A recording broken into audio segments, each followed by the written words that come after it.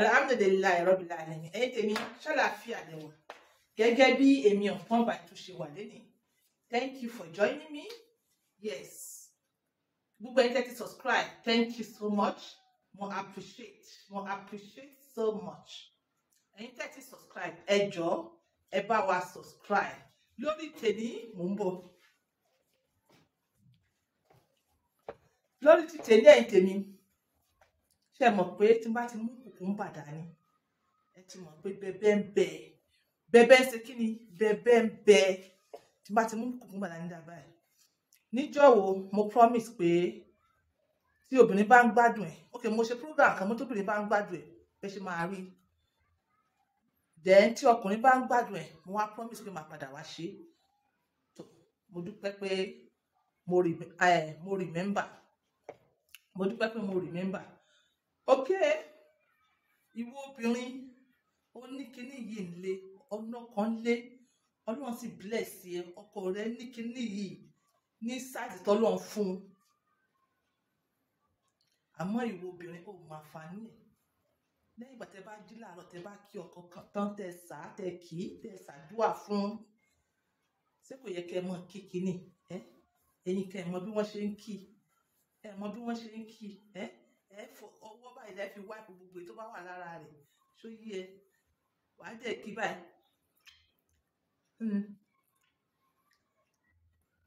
Ẹ̀yin tèmi, mo yà bàrà ni.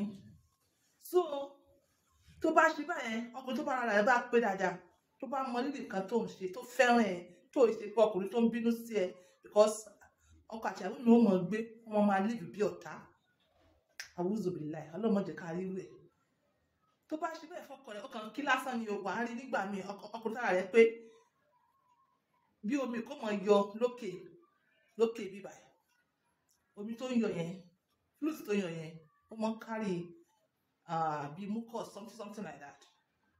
Okay, wọ́n pè ní orúkọ kan, màá wá sọ̀rọ̀ nípa ẹ̀. Àwọn èèyàn kan ń béèrè, ṣé ó lè fún èèyàn lóyún?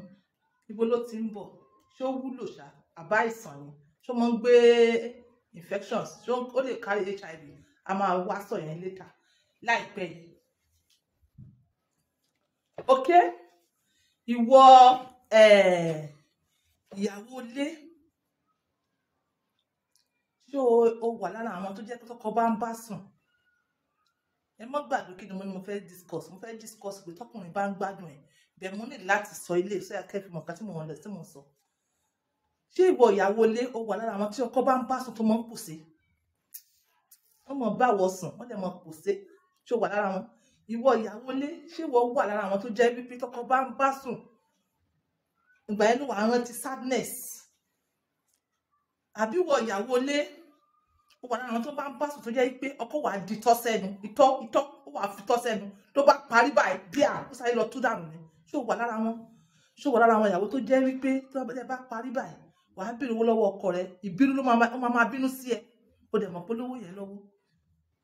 Ṣé o wà lára àwọn ìyàwó ilé tó jẹ́ pé o mọ̀ ń bẹ ọkọ ni? Àbó o wà lára àwọn ìyàwó ilé tó jẹ́ pé ọkọ sọ fún ẹ pé túláàsì ló fi ń bẹ sùn? Tó bá jẹ́ bẹ́ẹ̀, step up please. Stepping up does not mean pé kó lọ lo alum, kó lọ lo kán, kó lọ lo mọ́sẹ̀ tó máa wound ẹ o, tó máa cause any inflammation. Ẹ̀yin ọkùnrin, a ti sọ fún yín pé kákáráká báyìí òun kọ́ ni adùn rẹ̀. Kákáráká yẹn ó lè tètè mú yín ní àrùn kò gbóògùn, ó lè tètè mú yín, ó lè tètè jẹ́ kẹ́ ní STD. Obìnrin yẹn tight gan. Be careful obìnrin wo ló ń bá sùn without protection. Be careful. So lórí tẹ̀lé méje mo ti sọ nípa yẹn tẹ́lẹ̀, ẹ lè wo the other video. Tight kọ́ ni kókó. Yes, ó lè mọ dùn mọ́ yín, bẹ̀ ẹ rántí pé infections ni. Àti ní enjoy the moment. Tó bá gbé tútù wá, enjoy ẹ̀.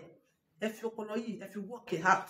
Tó bá lè gbé tight wá, tó ẹ ti mọ̀ pé obìnrin yẹn bóyá òun gan ti dáwọ́ tọwọ́ rẹ̀ kalẹ̀, ó ti dá tọwọ́ rẹ̀ kalẹ̀ tán. Kíní yóò padà grip, bẹ̀wẹ́ torí bó ti dà tẹ́lẹ̀, a máa maintain. Ẹ má gbàgbé pé mo sọ nípa kíní flute kan, màá sọ yẹn ìdí ẹ̀ lẹ́yìn fídíò. Tí bá ní kí n attach ẹ mọ́ fídíò yìí máa pọ̀. So ẹ jẹ́ ká ṣe ní ẹyọ kọ̀ọ̀kan. So ìwọ identify, ṣé ọkọ rẹ máa ń bínú? Èyí mo lè má sọ gbogbo ẹ̀, but kí ló fi as obìnrin pé ọkọ mi ṣe mo tó bá bá mi sùn tó ń ṣe báyìí kò dẹ̀ dùn mọ́ mi nú? Communication ni. ò ń ditọ́ sẹ́nu, kí ló dé tó ń ditọ́ sẹ́nu? Ṣé ìyàwó ẹ̀ ń rùn ni? Tó bá rùn sọ fún un. Gbogbo nǹkan tẹ́ bá rí negatively lára ara yín, ẹ communicate. Ẹ má ṣe báyìí kú fà, kò ní dáa. Tí ọkùnrin bá wá ń gbádùn ẹ̀, ibi tá à ń lọ lélẹ̀ bẹ́ẹ̀, before kí tó lọ sọ́tọ̀ ọkùnrin bá ń gbádùn ẹ̀, ẹ má gbàgbé iléeṣẹ́ Akérékòrò Skin Ultimate tó máa ṣe wá láǹfààní. Ṣó yé yín, ẹ darapọ̀ mọ́ wa o, ní Ghana ní anywhere in Nigeria. Gbogbo ẹ̀yin tẹ́ ti darapọ̀ mọ́ wa, may God continue to bless you. Ọjà yín ò ní sọ́ọ̀tì o, owó pé o. Yes, kówó kí profit here and there la fi ṣe business. Ní ṣubú ká dànù, inshallah. Then kí n tó lọ further, ẹ má gbàgbé product on point by 2. Gbogbo ìdùnnú tèmi kí wọ́n sọ wípé on point ajuru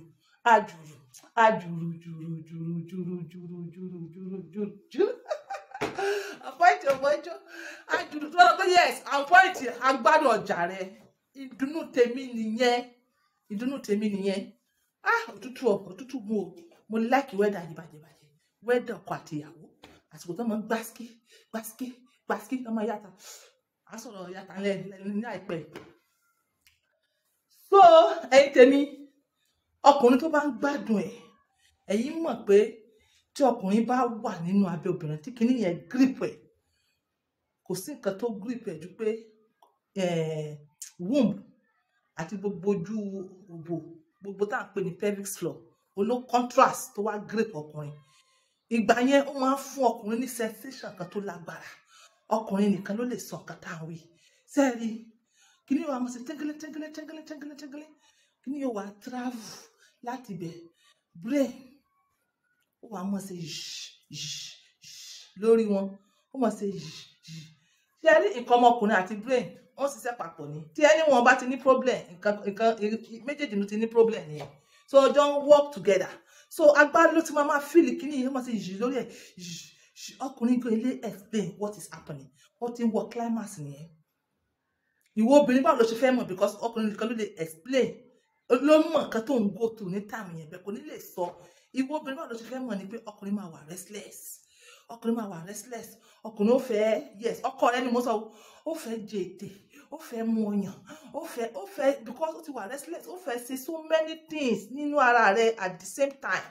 Àwọn míì bá ní energy, wọ́n lè yẹ sí, wọ́n ka ikú.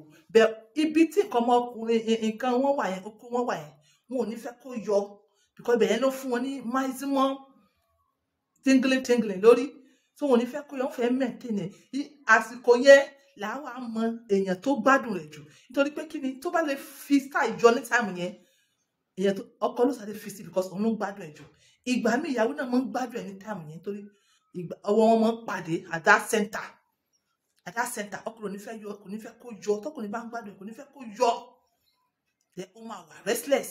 Máa fún yín ní point mẹ́ta tó jẹ́ pé yes, ó máa ń ṣẹlẹ̀ sọ́kùnrin standard. Ìyókù variety ni, ó lè ṣẹlẹ̀ sílẹ̀ kó má ṣẹlẹ̀ sílẹ̀. Bẹ́ẹ̀ pé tó bá ti ń ṣe tingly lórí wọn yẹn, wọ́n máa wà restless. Wọ́n á fẹ́ ṣe so many things at the same time. Wọn ò ní fẹ́ kó yọ.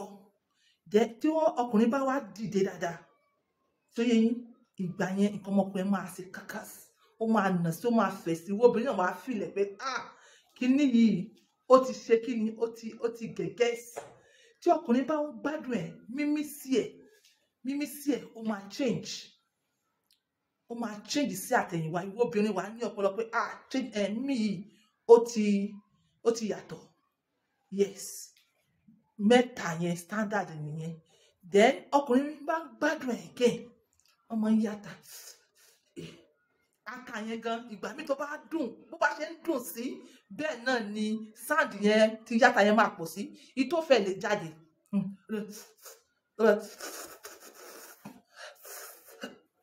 Ọkùnrin máa ń yàtà. Ọkùnrin gbádùn ní gbogbo ara wọn máa vibrate. Ó kù díẹ̀ tí wọ́n fẹ́ dànù, ó ti wà ní climax. Wọ́n á máa vibrate. Tí ọkùnrin mi bá wá ń gbádùn ẹ̀, àwọn mi wọn nílé withhold, wọ́n á kàn dà ní ṣù. Ọkùnrin tó bá wá ní agbára, ó lè pick, ó lè mọ iyọ̀ gan kó pick láti bẹ̀. Àwọn ọkùnrin mi bá ń gbádùn ẹ̀, wọ́n lè promise heaven and earth. Ẹ̀yin ọkùnrin, ẹ̀yẹ mọ promise heaven and earth níbẹ̀ yẹn mọ́, because ó possible kẹ́ mọ́ lè fulfill ẹ̀. Ṣó yé yín? Tí ọkùnrin mi bá ń gbádùn ẹ̀, wọ́n mọ̀ sọ, mo ń gbádùn ẹ̀,